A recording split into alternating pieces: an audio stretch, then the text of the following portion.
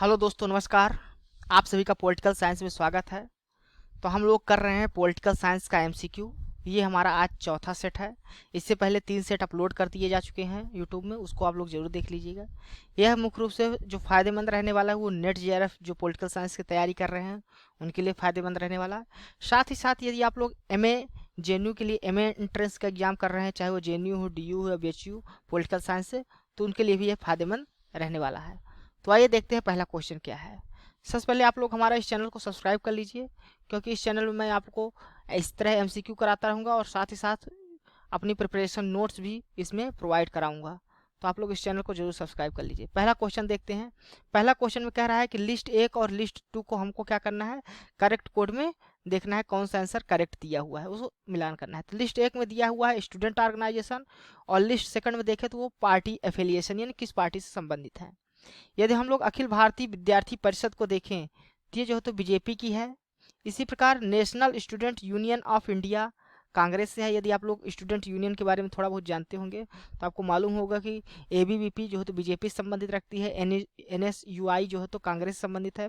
साथ ही all India student federation को देखें तो ये सीपीआई से संबंधित है, और स्टूडेंट फेडरेशन ऑफ इंडिया ये सीपीआईएम से संबंधित है। तो इस प्रकार इन चारों पार्टी ये देखें तो फर्स्ट का थर्ड किस में है, एक में है और डी में है। सेकंड का फर्स्ट, बी का जो है तो फर्स्ट, ये इसमें ऑप्शन में है। तो ए वाला कोड सही है, सी एनएसयूआई कांग्रेस, और डी जो है तो का सेकंड सीपीआईएम। तो इस प्रकार इसका जो सही आंसर होगा वो ए नंबर होगा, वो करेक्ट है।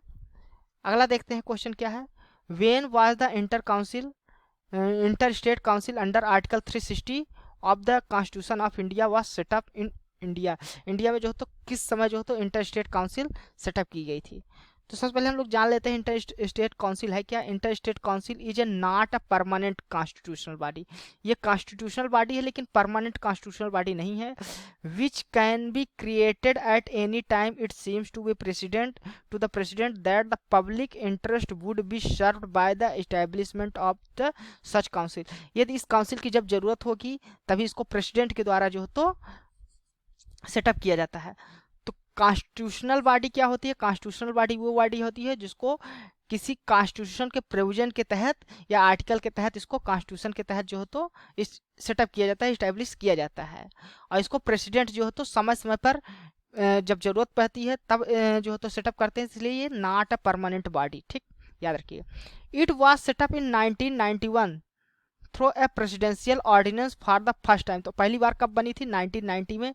यही हम लोग क्वेश्चन में है, तो याद रखिएगा 1990 में बनी थी सबसे पहले 1990 में प्रेसिडेंशियल ऑर्डिनेंस के थ्रू बनी थी। ठीक, और recommendation of the Sarkaria commission, तो ये भी पूछ लिया जाता है किस कमीशन के रिकमेंडेशन पे बनाई गई थी इंटर स्टेट काउंसिल। तो याद रखिएगा सरकारिया कमीशन के रिकमेंडेशन पर जो तो इंटर स्टेट काउंसिल बनाई गई थी under the ministry of home affairs. तो किस मिनिस्ट्री के अंतर्गत है इसको भी आपको याद रखना है, होम अफेयर्स के अंतर्गत है। The secretarial functions of the zonal council has been reassigned to the inter state council secretariat from the 1 April 2011 के द्वारा इसको फिर से रीअसाइन किया गया है। सॉरी, नेक्स्ट क्वेश्चन देखते हैं। अगला क्वेश्चन सेकंड क्वेश्चन कहाँ, अच्छा सेकंड क्वेश्चन। तो सेकंड क्वेश्चन का जो आंसर क्या होगा, इंटर स्टेट काउंसिल पूछा था आर्टिकल 263 के अंतर्गत किस ईयर बना था, तो ये 1919 बना। तो इसका करेक्ट आंसर क्या होगा, 1919। नेक्स्ट क्वेश्चन क्या है, third. Which of the following pair showing state and dominant caste not correct. तो नॉट करेक्ट बताना है, स्टेट दिया है एक तरफ, उसका डोमिनेंट कास्ट दूसरी तरफ दिया है, तो आपको बताना है कौन सी जो है तो कास्ट डोमिनेट नहीं करती। पंजाब में जाट सिंह है, राजस्थान के राजपूत हैं, और कर्नाटका में लिंगायत है।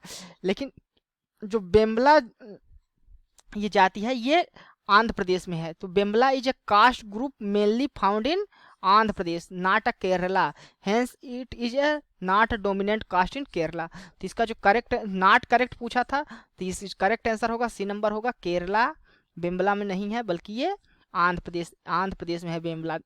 ठीक, तो ये जो कास्ट बेम्बला कास्ट है कहाँ है, आंध्र प्रदेश, याद रखिएगा। Next question. Who among the following classify regional movement in India in terms of ethnic और नेटिविस्ट मूवमेंट। तो इथनिक और नेटिविस्ट मूवमेंट के रूप में इन जो तो रीजनल जितने भी मूवमेंट हुए हैं इंडिया में उसको किसने क्वालिफाई किया है? तो इसको क्वालिफाई किया था मैरून वेनर ने।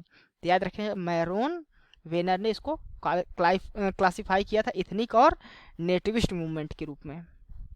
फिर मैच करने को आ गया लिस्ट 1 और लिस्ट 2 दी है, जिसमें लिस्ट 1 में दिया है मूवमेंट दिया गया है और लिस्ट 2 में देखें तो पर्सनालिटीज़ दी हैं। हमको करेक्ट कोड मिलाना है कि कौन सा मूवमेंट किसने चलाया था। चिपको मूवमेंट आप लोगों को याद होगा, इसको सुंदर लाल बहुगुणा ने चलाया था उत्तराखंड में। तो चिपको मूवमेंट याद रखें। नर्मदा बचाओ आंदोलन मध्य प्रदेश में चलता है नर्मदा नदी के बचाने के लिए, और इसको चलाती है मेधा पाटेकर। तो याद रखिए न्यूज में रहते हैं अक्सर ये सभी आंदोलन। राइट टू इंफॉर्मेशन मूवमेंट किसने चलाया था? अरुणा राय ने चलाया था, ये भी याद रखिएगा। और तेलंगाना मूवमेंट किसने चलाया था? केसी राव यानी के चंद्रशेखर राव ने। तो ये सभी मूवमेंट किसने चलाया था ये आपको याद रखना है। तो चिमको मुंडो तो ए का थर्ड होगा, ए का थर्ड एक ही ऑप्शन में दिया हुआ है बी वाले ऑप्शन में। बी का देखें फर्स्ट, बी का फर्स्ट होगा, सी का फोर्थ है और डी का। तो ये ऑप्शन करेक्ट होगा बी नंबर ऑप्शन। तो याद रखिएगा बी जो है तो करेक्ट ऑप्शन है। कौन सा मूवमेंट किसने चलाया था ये आप गूगल में करके, और भी जो मूवमेंट है इंडिया में उनको सबको आप लोग देख लीजिए। नेक्स्ट क्वेश्चन क्या है? 74th constitutional amendment act 1992 does not apply the schedule area in the states of. तो 74th कॉन्स्टिट्यूशन अमेंडमेंट आप लोगों को यदि याद होगा तो ये जो तो म्यूनसिपालिटी नगर पालिका से संबंधित था, म्यूनसिपालिटी के इस्टेब्लिशमेंट के लिए था, और ये जो तो उड़ीसा में नहीं है इस समय। तो ये उड़ीसा का शेड्यूल एरियाज में इसको अप्लाई नहीं किया गया है, बाकी राजस्थान हरियाणा उत्तर प्रदेश में इसे अप्लाई किया गया है। तो इसमें डज नॉट अप्लाई पूछा तो वो आप लोग का आंसर क्या होगा? उड़ीसा किस स्टेट में नहीं अप्लाइड है। ठीक। Which of the following is not recognise as a tension area in Indian federation. तो इंडियन फेडरेशन आप लोग जानते हैं यह है स्टेट और यूनियन के बीच का रिलेशन रहता है। तो इसमें टेंस हमेशा कुछ ना कुछ किसी बात को लेकर टेंशन रहती है। तो इसमें से कौन सी जो होती है ये बॉडी दी हुई है जो टेंशन ना, तो वो बॉडीज को पहचानना है। इंटर स्टेट काउंसिल हम लोग जानते हैं, अभी हमने पिछले क्वेश्चन में भी करा था कि पहली बार 1990 में सेटअप हुई थी, और ये कोऑपरेशन स्टेट्स के बीच कोऑपरेशन और कोऑर्डिनेशन के लिए बनाई जाती है। तो ये टेंशन का कोई भी कारण नहीं है। आर्टिकल 356 यदि आप लोगों को मालूम है स्टेट में इमरजेंसी लगाने के लिए बनाई जाती है। तो इमरजेंसी पावर है स्टेट की जो तो कभी भी स्टेट्स की गवर्नमेंट को बर्खास्त करके अगर वहाँ कॉन्स्टिट्यूशनल मशीनरी फेल है तो कॉन्स्टिट्यूशनल मशीनरी के फेल्यूर के आधार पे सेंटर जो है तो स्टेट में कोई भी इमरजेंसी लगा सकता है। तो ये आर्टिकल 356 हमेशा टेंशन का विषय बना रहता है। तो ये इसका होगा।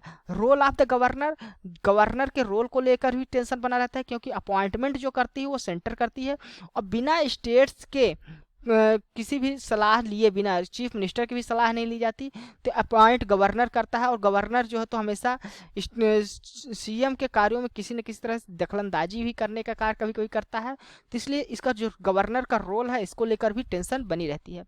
यूनियन स्टेट फाइनेंशियल रिलेशंस के लिए भी आप लोग देखते हैं न्यूज़ में हमेशा कोई ना कोई स्टेट्स इस तरह की बातें करता है कि हमें उचित जो तो फाइनेंशियल सहायता नहीं प्राप्त हुई है, या जीएसटी के लेकर बना रहता है। तो इस प्रकार का जो हमेशा कॉन्फ्लिक्ट रहता है सेंटर और स्टेट के बीच, तो ये तीन चीज़ों पे है आर्टिकल 356, गवर्नर और फाइनेंशियल रिलेशन को लेकर। इंटर काउंसिल स्टेट को लेकर कोई भी किसी प्रकार का कोई टेंशन नहीं है। तो इसका आंसर होगा बी सी डी। और तो क्वेश्चन में ये पूछा है नॉट कौन सा टेंशन का विषय नहीं है, तो बी सी डी टेंशन के विषय हैं। जो नहीं है टेंशन का विषय वो केवल ए है। तो इसका जो करेक्ट आंसर होना चाहिए वो बी ऑप्शन होगा। करेक्ट आंसर क्या होगा? बी। तो याद रखिएगा बी केवल पहला जो है तो ए नंबर जो है तो टेंशन का विषय नहीं है। नेक्स्ट क्वेश्चन क्या है? 8th number. Who preside over the all party conference. तो ऑल पार्टी कॉन्फ्रेंस 1928 में हुई थी, उसको किसने प्रिसाइड किया था? इसके बारे में थोड़ा इन्फॉर्मेशन ले लेते हैं। The all party conference was a group of Indian political parties known as the organising a committee in May 1928। तो 1928 में जो है तो बनाई गई थी मई 1920 to author the constitution of India, India के कॉन्स्टिट्यूशन को लिखने के लिए। आफ्टर इंडिपेंडेंस की इंडिया अगर हमारा इंडिपेंडेंट हो जाता है, आज़ाद हो जाता है, तो कॉन्स्टिट्यूशन कैसा लिखा जाएगा उसको लेकर जो तो ऑल पार्टी कॉन्फ्रेंस हुआ था 1928 में। और it was chaired by M.A. Ansari, M.A. Ansari ने, मोहम्मद अली अंसारी ने जो है तो इसको चेयर किया था। A draft constitution known as the Nehru report, और उसमें जो ड्राफ्ट कॉन्स्टिट्यूशन बनाया गया था उसको नेहरू रिपोर्ट किया जाता है। तो नेहरू रिपोर्ट किस वर्ष पेश हुई थी ये भी क्वेश्चन पूछा जाता है, तो आप लोग बताएंगे 1928 में। It was adopted by All Party Conference in Lucknow 1928. Member of the all party conference included, कौन कौन से मेंबर थे? इंडियन नेशनल कांग्रेस के लोग थे इसमें, ऑल इंडिया हिंदू महासभा के लोग थे, ऑल इंडिया मुस्लिम लीग के उसमें भी मेंबर थे, all India conference of Indian Christians थे, all Indian states people's conference और सेंट्रल खिलाफत कमेटी। तो इनमें से कौन कौन सी पार्टी इन्वॉल्व थी इनका भी नाम याद रखिएगा, क्योंकि इसको भी पूछा जाता है कि ऑल इंडिया जो कॉन्फ्रेंस हुई थी उसमें कौन कौन सी पार्टीज इन्वॉल्व थी, तो ये भी याद रखिएगा।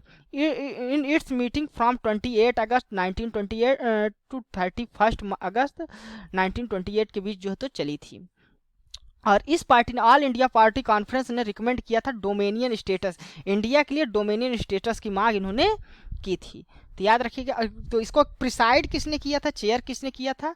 ये मोहम्मद अली अंसारी ने किया था। तो इसका जो हमारा क्वेश्चन पूछा था, who preside over the all party conference, तो डॉक्टर M.A. अंसारी। सही आंसर क्या होगा? बी नंबर, मोहम्मद अंसारी ने किया था। चलिए नेक्स्ट क्वेश्चन देखते हैं, 9th नंबर, आखिरी क्वेश्चन है।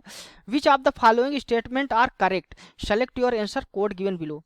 तो हमें करेक्ट क्वेश्चन जो तो स्टेटमेंट्स को पहचानना है। The union of India has power to issue direction to state to ensure the compliance with law. Yes, union को जो तो इतनी पावर है कि वो स्टेट्स को जो तो डायरेक्ट डायरेक्शन दे सकता है कोई भी लॉ को लागू करने के लिए। In case of failure the president may assume himself all the functions of government to of the states. तो अगर कॉन्स्टिट्यूशन फेल्यूर होता है स्टेट्स में तो प्रेसिडेंट जो है तो इमरजेंसी लगा देता है, तो ये भी करेक्ट आंसर है। The governor of state appointed by the president and hold office during his pleasure. तो जो अपॉइंटमेंट होता है गवर्नर का स्टेट्स में वो प्रेसिडेंट के थ्रू होता है, और वो तभी तक ऑफिस में रह सकता है जब तक वो प्रेसिडेंट चाहता है। तो during the pleasure of the president, ये स्टेटमेंट थर्ड भी सही है। The governor is not responsible to states. तो हाँ, ये गवर्नर जो तो, क्योंकि ये डायरेक्ट इलेक्शन के थ्रू तो होता नहीं गवर्नर, इसको जो तो नॉमिनेशन प्रेसिडेंट के द्वारा जो तो अपॉइंटमेंट किया जाता है, तो ये रिस्पॉन्सिबल नहीं होता स्टेट के प्रति। तो ये चारों जो तो जो इसमें स्टेटमेंट दिए हुए सही हैं। तो इसका जो करेक्ट आंसर होना चाहिए वो A, B, C and D only, यानी सभी आंसर जो है तो इसके करेक्ट हैं।